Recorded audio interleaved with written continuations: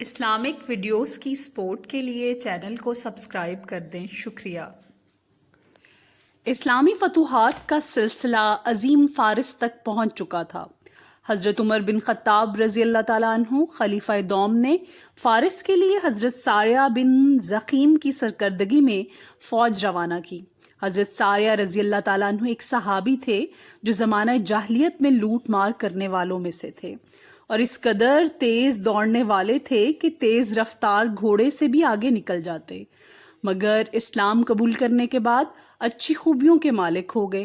جب وہ فارس پہنچے تو وہاں دشمن کے کثیر لشکر سے مقابلہ ہوا۔ مسلمانوں کے سامنے ایک بہت بڑا لشکر تھا۔ ادھر حضرت عمر رضی اللہ تعالیٰ عنہ نے خواب میں دیکھا کہ میں ایک صحرا میں ہوں اور اس جگہ ایک پہاڑ ہے اور دشمن کثیر تعداد میں جمع ہیں۔ مسلمان اچھی طرح مقابلہ کر کے ان کو شکست دے سکتے ہیں۔ حضرت کے قلب میں اس خواب کے بعد زبردست بے چینی تھی۔ دوسرے ہی دن لوگوں کو جمع ہونے کا اعلان فرمایا اور خطبہ دیا تو اس میں وہاں کی کیفیت جو خواب میں دیکھی تھی بیان فرمانی شروع کی، اور اس خطبہ کے دوران بلند آواز سے یا ساریۃ الجبل 3 مرتبہ فرمایا۔ لوگ یہ نئی بات سن کر حیرت میں ڈوب گئے۔ حضرت عمر رضی اللہ تعالیٰ عنہ نے لوگوں کی طرف متوجہ ہو کے فرمایا کہ اللہ ہی کی طرف سے ہو سکتا ہے کہ ہماری یہ آواز پہنچائی جائے۔ چنانچہ یہی ہوا۔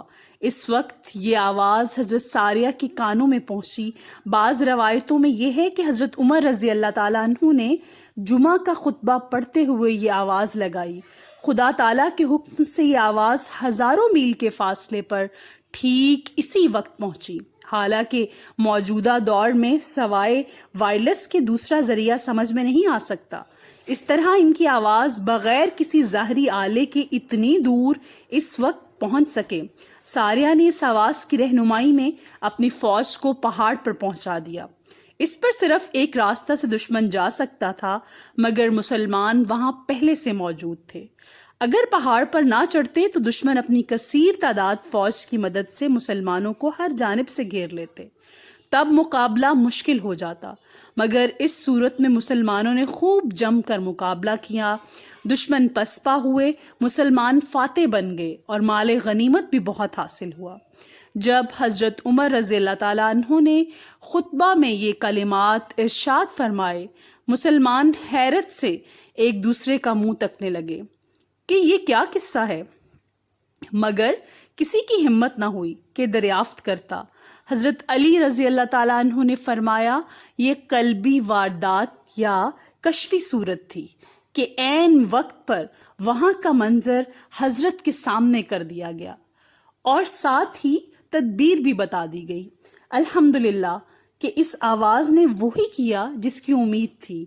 1 ماہ کے بعد قاصد نے فتح کی خوشخبری سنائی اور یہ بھی بتایا کہ جمعہ کے دن ایک غیبی آواز نے فتح کی صورت پیدا کر دی، ورنہ ہم لوگ نشیب میں تھے اور اچھی طرح دشمن کی زد میں آ گئے تھے، مگر پہاڑ پر پہنچ کر سب محفوظ ہو گئے اور پھر مقابلہ میں دشمن کو شکست فاش ہوئی۔ سبحان اللہ۔ اسلامک ویڈیوز کی سپورٹ کے لیے چینل کو سبسکرائب کر دیں، شکریہ۔